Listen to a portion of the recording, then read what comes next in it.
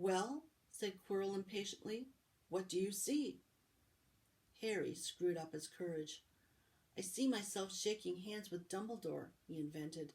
I've won the House Cup for Gryffindor." Quirrell cursed again. "Get out of the way," he said. As Harry moved aside, he felt the Philosopher's Stone against his leg. Dare he make a break for it? But he hadn't walked 5 paces before a high voice spoke, though Quirrell wasn't moving his lips. "He lies! He lies!" "Potter, come back here!" Quirrell shouted. "Tell me the truth. What did you just see?"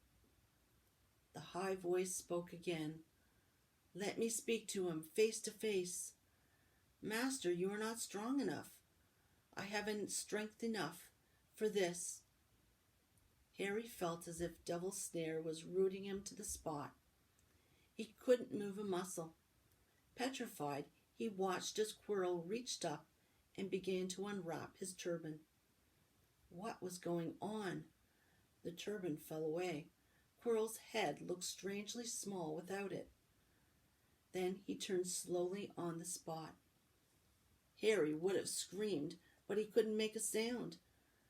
Where there should have been a back to Quirrell's head, there was a face, the most terrible face Harry had ever seen. It was chalk white, with glaring red eyes and slits for nostrils, like a snake. "Harry Potter," it whispered. Harry tried to take a step backwards, but his legs wouldn't move. "See what I have become," the face said. "Mere shadow and vapor. I have form only when I can share another's body. But there have always been those willing to let me into their hearts and minds. Unicorn blood has strengthened me these past weeks. You saw faithful Quirrell drinking it for me in the forest. And once I have the elixir of life, I will be able to create a body of my own. Now, why don't you give me that stone in your pocket?" So he knew. The feeling suddenly surged back into Harry's legs. He stumbled backwards. "Don't be a fool," snarled the face. "Better save your own life and join me, or you'll meet the same end as your parents. They died begging me for mercy." "Liar!" Harry shouted suddenly. Quirrell was walking backwards at him, so that Voldemort could still see him. The evil face was now smiling. "How touching," it hissed. "I always valued bravery. Yes, boy, your parents were brave. I killed your father first, and he put up a courageous fight. But your mother needn't have died. She was trying to protect you. Now give me the stone, unless you want her to have died in vain." "Never!" Harry sprang towards the flame door, but Voldemort screamed, "Seize him!" And next second, Harry felt Quirrell's hand close on his wrist. At once a needle-sharp pain seared across Harry's scar. His head felt as though it was about to split in two. He yelled, struggling with all his might, and to his surprise, Quirrell let go of him. The pain in his head lessened. He looked around wildly to see where Quirrell had gone, and saw him hunched in pain, looking at his fingers. They were blistering before his eyes.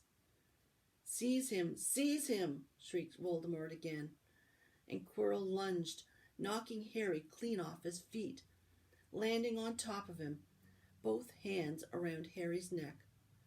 Harry's scar was almost blinding him with pain, yet he could see Quirrell howling in agony. "Master, I cannot hold him. My hands, my hands!" And Quirrell, though pinning Harry to the ground with his knees, let go of his neck and stared, bewildered, at his own palms. Harry could see they looked burnt, raw, red, and shiny. "Then kill him, fool, and be done," screeched Voldemort. Quirrell raised his hand to perform a deadly curse, but Harry, by instinct, reached up and grabbed Quirrell's face. "Ah!" Quirrell rolled off of him, his face blistering too, and then Harry knew Quirrell couldn't touch his bare skin, not without suffering terrible pain. His only chance was to keep hold of Quirrell, keep him in enough pain to stop him doing a curse. Harry jumped to his feet, caught Quirrell by the arm, and hung on as tight as he could. Quirrell screamed and tried to throw Harry off. The pain in Harry's head was building. He couldn't see. He could only hear Quirrell's terrible shrieks and Voldemort's yells of, "Kill him! Kill him!" and other voices, maybe in Harry's own head, crying, "Harry! Harry!" He felt Quirrell's arm wrenched from his grasp, knew all was lost, and fell into blackness, down, down, down. Something gold was glinting above him. The snitch. He tried to catch it, but his arms were too heavy. He blinked. It wasn't the snitch at all. It was a pair of glasses. How strange. He blinked again. The smiling face of Albus Dumbledore swam into view above him. "Good afternoon, Harry," said Dumbledore. Harry stared at him. Then he remembered. "Sir, the stone. It was Quirrell. He's got the stone. Sir, quick." "Calm yourself, dear boy. You're a little behind the times," said Dumbledore. "Quirrell does not have the stone." "Then who does?" "Sir, Harry, please relax, or Madame Pomfrey will have me thrown out." Harry swallowed and looked around him. He realized he must be in the hospital wing. He was lying in a bed with white linen sheets, and next to him was a table piled high with what looked like half the sweet shop. "Tokens from your friends and admirers," said Dumbledore, beaming. "What happened down in the dungeons between you and Professor Quirrell is a complete secret. So, naturally, the whole school knows. I believe your friends, Messrs. Fred and George Weasley, were responsible for trying to send you a lavatory seat. No doubt they thought it would amuse you. Madame Pomfrey, however, felt it might not be very hygienic and confiscated it." "How long have I been in here?" 3 days. Mr. Ronald Weasley and Miss Granger will be most relieved you have come around. They have been extremely worried." "But, sir, the stone." "I see you are not to be distracted. Very well, the stone. Professor Quirrell did not manage to take it from you. I arrived in time to prevent that, although you were doing very well on your own, I must say." "You got there? You got Hermione's owl?" "We must have crossed in mid-air. No sooner had I reached London than it became clear to me that the place I should be was the one I had just left. I arrived just in time to pull Quirrell off you." "It was you. I feared it might be too late." "You nearly were. I couldn't have kept him off the stone much longer." "Not the stone, boy. You. The effort involved nearly killed you. For one terrible moment there, I was afraid it had. As for the stone, it has been destroyed." "Destroyed?" said Harry blankly. "But your friend, Nicholas Flamel."